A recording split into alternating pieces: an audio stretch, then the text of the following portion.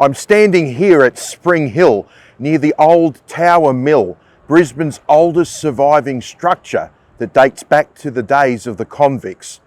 And although forgotten today, former convicts played a role in Brisbane's beginning. 200 years ago, Surveyor General Royal Navy Lieutenant John Oxley was exploring the northern coastline of New South Wales, now Queensland, looking for a new site to send the troublesome convicts of Port Jackson, Sydney. The two sites he mapped were deemed unsuitable, so he turned south. His hope was that Moreton Bay might provide a solution. One of the important things that Oxley was tasked with was to locate the river, which was assumed to enter Moreton Bay. Little did he realise, however, that he had already been beaten to that discovery. On the 29th of November 1823, Oxley arrived in Moreton Bay in the cutter HMS Mermaid and anchored in the Pumicestone River, now known as Pumicestone Passage.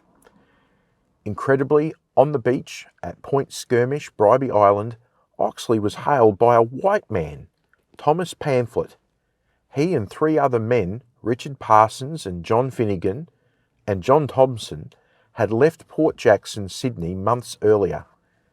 They'd been given food and assistance by local Aborigines who had cared for them. They were ticket of leave men, former convicts, given conditional parole and now free.